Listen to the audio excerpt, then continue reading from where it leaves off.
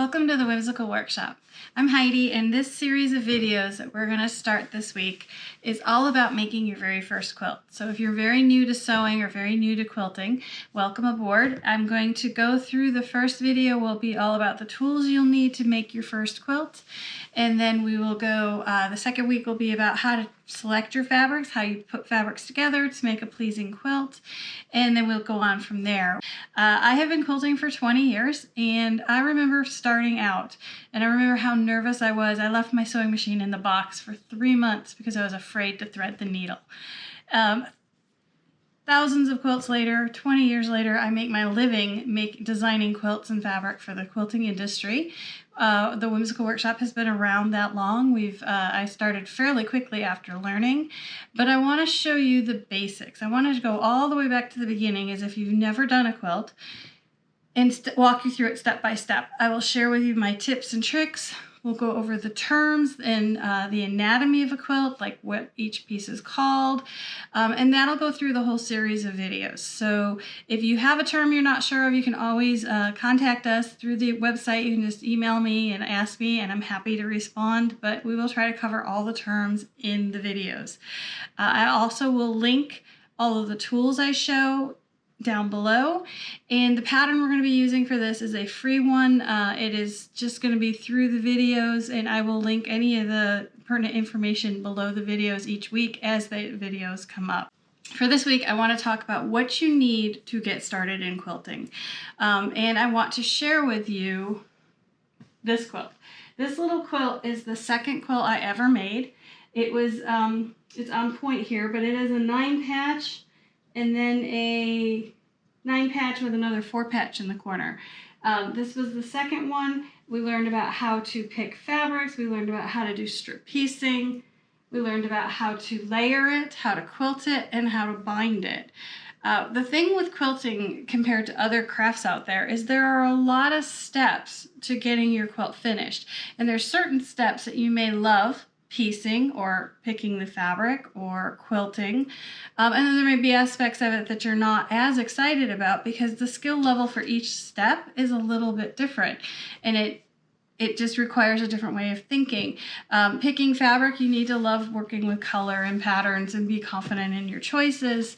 If you're not, there's always fabric kits. The collections come out. I'm going to show you different ways to pick fabrics throughout. And then for cutting and piecing, some people love it because there's, you have to have kind of a mathematical thought to it sometimes, especially if there's an issue with your pattern. For the most part, you don't need to know any math to do quilting. All right, so we're going to show you what you need to get started in your first quilt. The project we're going to be working on will be this one. This is what we call a rail fence quilt. It is very, very approachable and very easy to do for beginners. My very first quilt was a rail fence quilt. For the quilt, you will need 8 fabrics. In the next video that I'll post next week will be all about how to select your fabric, terms for purchasing fabric like fat quarter, fat eighth, so on and so forth. So make sure you check that video out. But this is our little guy. This can be done, I did it all out of fun, bright quilts, or I did it all out of fun and bright fabrics. I would probably use this as a table topper, but it could be done as a baby quilt. It could be done as a little throw. So I picked a size that was usable for anybody's needs. Where you can use it will also be dependent upon the fabrics you choose for this project. Like I said, we're gonna go over that next week. But here are the fabrics, just so you have an idea of what they look like. But for the tools that you will need to get started on your first quilt, you need to have a sewing machine. And I would recommend knowing how to thread it, how to turn it on, how to run it. You will need a 1/4-inch foot for your sewing machine. A lot of the sewing machines already come with a 1/4-inch foot. The reason you need a 1/4-inch foot in quilting is because all of your seams, 99% of your seams in quilting will be 1/4-inch seams.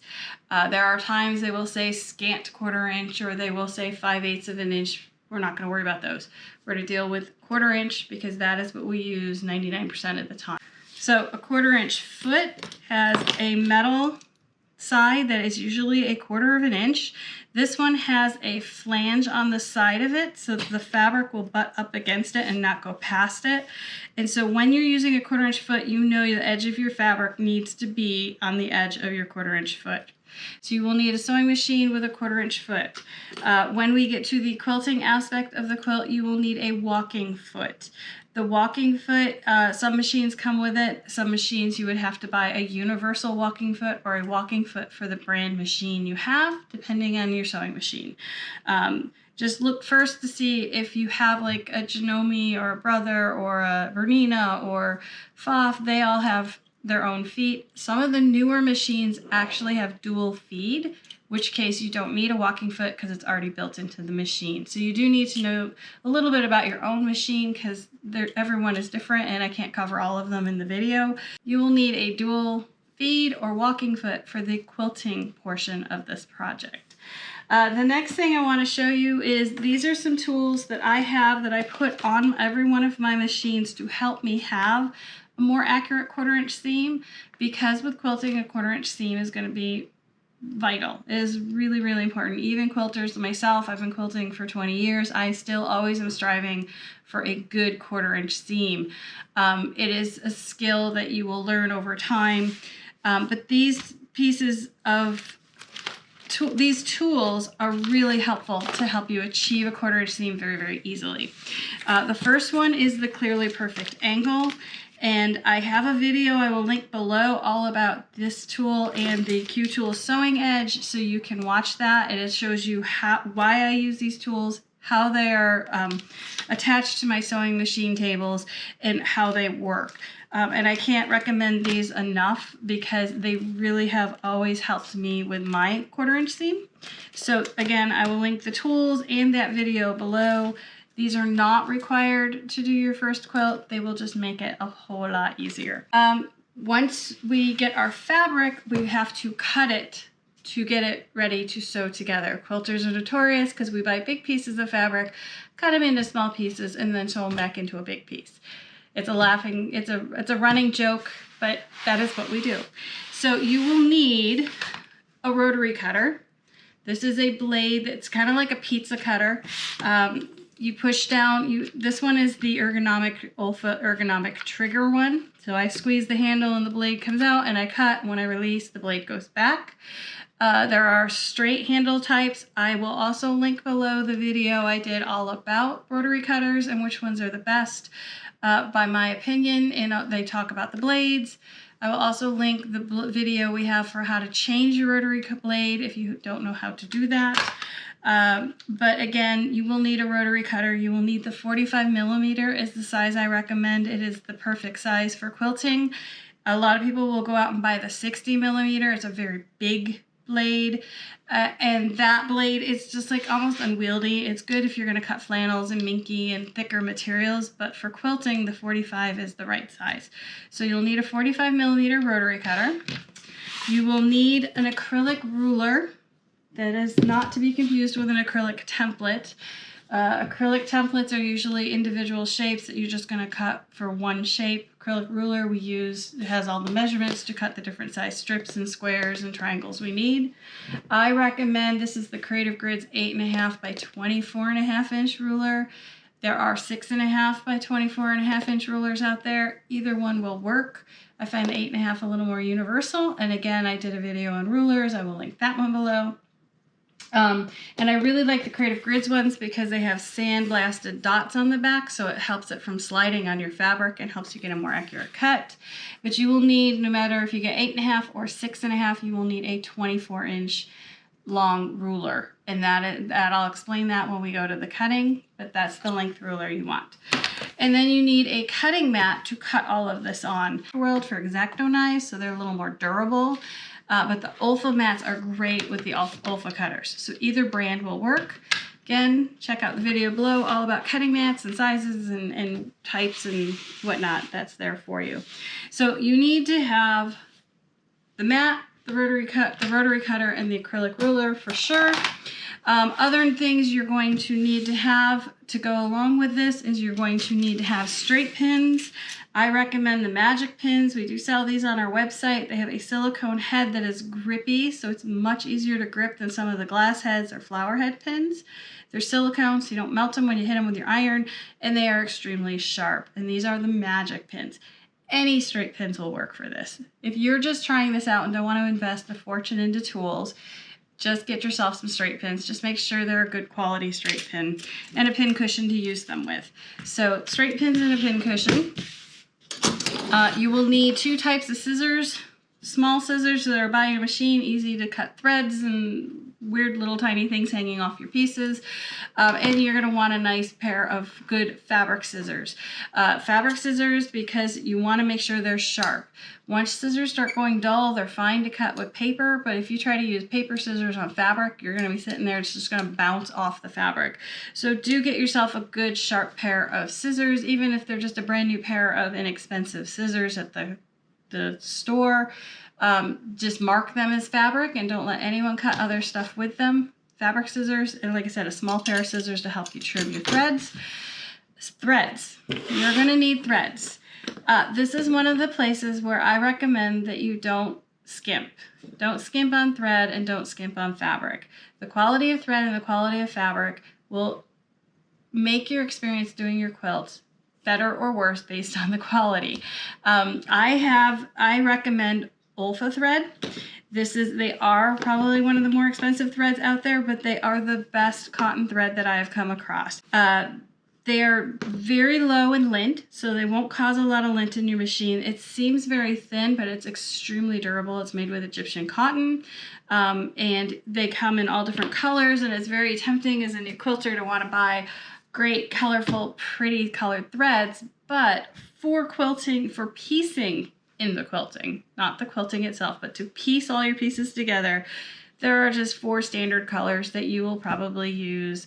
Maybe 5, but let's go over the ones I know for sure. You would use white thread if you have any white in your quilt. That way, if the thread travels in behind the fabric, it won't, if you have a red thread behind a white piece of fabric, it's going to be very obvious. And once we put the quilt together, you will not be able to go in and get that thread out. So if you have white fabric in your quilt, use white thread to piece.